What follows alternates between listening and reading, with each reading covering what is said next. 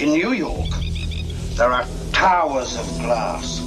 It is the most beautiful and terrible city on earth. All good, all evil exists there. And if you know where to look, you can find the devil. He drives down 42nd Street in a Cadillac with black windows. He lives in Park Avenue, surrounded by his servants. He believes everything you tell him. Now stop it. My darling Patricia, you know it's true.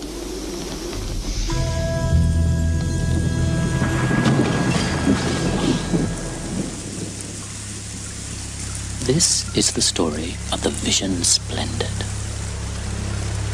It had been dry for 8 weeks, and the whole of the sky was full of dust. Nobody thought it would ever rain again. And then, one afternoon, we saw the storm clouds coming from the south, and we prayed for rain. Your mother, who I didn't know, went to church, and she prayed for it to rain. And I prayed too, but not in church. And then I'd say, "Did it rain? Did it rain?" My father would say, "When your mother asks God for rain." It rained like all the air was a river, and the drains in the street filled up and the water crept out across the main street until it swallowed it. I was down at the co-op shifting flour and grain, and I just looked up, just glanced up, and that, my father would say, was when I saw the Vision Splendid. And I'd say, "What was it? What was the Vision Splendid?" And he'd say, "It was your mother, lad. Your mother, standing in the bow of the boat, piled high with things from the church. She was standing in the bow, holding the cross. And her eyes, my boy, her eyes. All that water, and such luminous eyes."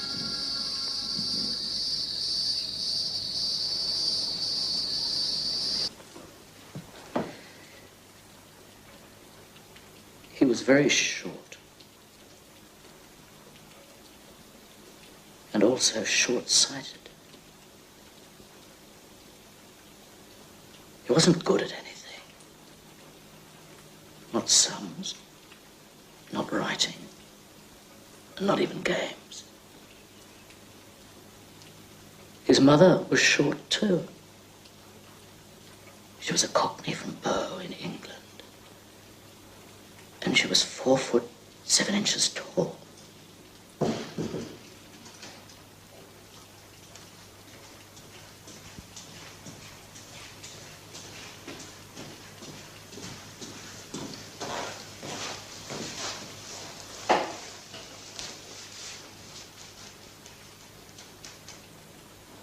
One year there was a competition on the beach.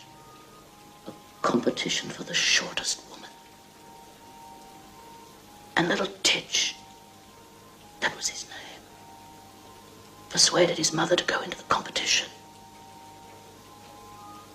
When the other short women saw little Titch's mother walk towards them, a great cry of despair went up. Oh no. That night when they went home on the tram, little Titch carried the silver cup his mother had won. It said, "The shortest woman, Queenscliff, 1909. Little Titch was proud that the people had smiled at his mother and given her the cup. But what he couldn't understand was why she should be rewarded for the very thing he was always punished for. They did not kick his mother because she was small. Just let them try. Or pull her nose or her ears. They did not pinch her when she was asleep. She didn't have to hide beneath the laundry trough or under the tank stand or beneath the house. But this was the daily lot of little Titch.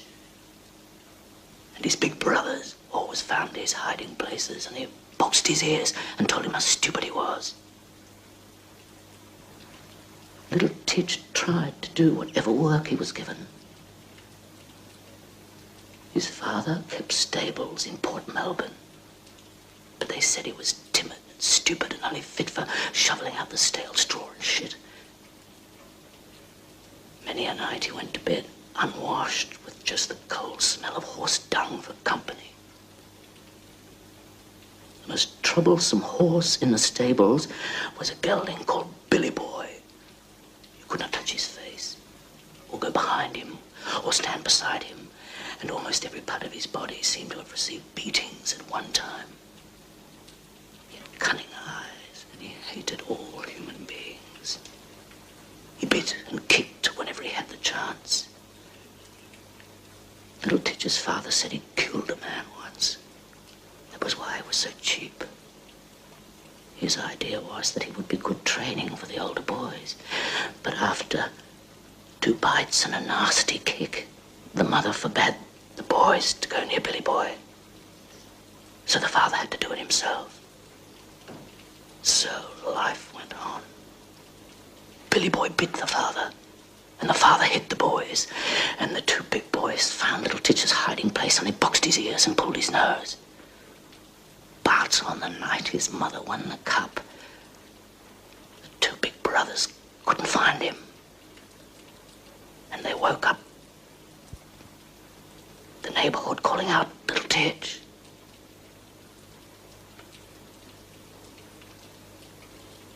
It was his father who found him. The horse killed him. Billy Boy was standing there, and there was little Titch, his arms clasped tightly round Billy Boy's huge rear legs, his little face buried in the very warmth of his hock. "Come here, little Titch, come here at once." But little Titch didn't have to do anything at all because the bastards couldn't touch him, and that's the end of the story. All right, Harold. I think you better piss off.